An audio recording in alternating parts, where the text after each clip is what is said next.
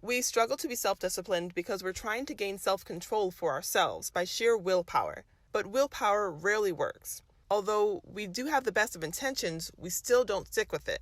It doesn't help that we're bombarded with ads tempting us towards indulgence, which is the opposite of self-control. Think about any ad you've ever seen. There's no self-control suggested, only suggestions to buy more, get the larger size, splurge more on luxurious items, indulge in more and more. That's because the worldly way rarely produces self-control. The worldly way just attempts to remove the stigma and indulge all the more. That's the wisdom of the world, but the wisdom of the world is foolishness to God. Now, I know not everyone watching this is coming from a background of faith, but faith is absolutely vital for our spiritual health. And all the parts of our health work together to promote balanced health in all areas of life. So don't write this off or sleep on this. If you want, you can check out my video discussing more on why faith is a healthy habit, and I'll share that at the end of this video. So then, we can't get self-control by sheer willpower because our spirits are willing, but our bodies are weak. And the world's way, indulgence, leads to the opposite of self-control. So then, how do we get enough self-discipline to control ourselves? We get self-control from God, from His Spirit, from His discipline, from living in obedience to His will. Galatians 5:22 and 23 says, "But the fruit of the Spirit is love, joy, peace, forbearance, kindness, goodness, faithfulness, gentleness, and self-control. Against such things there is no law." Self-control, also known as self-discipline, is a fruit of the Spirit. So let's break it down a little. Self-control is the fruit. Self-control is the fruit produced by the Holy Spirit.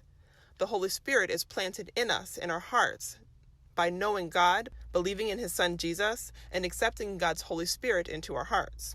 Think about it this way. Fruit comes from somewhere. It was connected to a branch, which was connected to a larger tree, vine, or stem.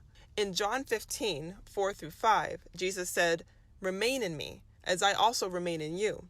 No branch can bear fruit by itself. It must remain in the vine. Neither can you bear fruit unless you remain in me.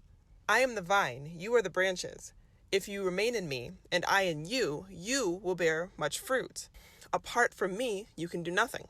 So here we are, trying to produce the fruit of self-control, but we're like branches on the ground, not connected to the source. Should a disconnected branch on the ground expect to produce fruit? Then should we, if we're disconnected from God, expect to live with the fruit of self-control in our lives? We've got to connect ourselves to the source via prayer, praying continually about all things, listening to and accepting God's reply, inviting God's Holy Spirit into our hearts, and reading our Bibles, which can tell us much of what we need to know, including how to be self-disciplined. And don't worry, even fallen branches can be engrafted back into the source. More on that at another time. If you'd like, you can use my other prayer and Bible study videos, workbooks, and classes to help you strengthen your relationship and connection with God. When we're able to produce the fruit of the Spirit, we can live with more self-discipline in the areas of time management and other areas of life as well. You can watch my videos on disciplined time management to help you consistently make time for success in all areas of life. I also share videos, classes, and workbooks that can help you stick with healthier habits consistently in a variety of areas, like prayer, Bible study, time management, fitness, relationships, and finances. You can find all of this on my website, which is linked below in the description. In my next video, we'll look more into how discipline and obedience are a part of self-discipline. With Spirit-led practice, we can get better and better at staying self-disciplined, be fruitful in many ways, and enjoy a harvest of success in our lives. Be sure to like, subscribe, and comment, and I'll see you in the next video.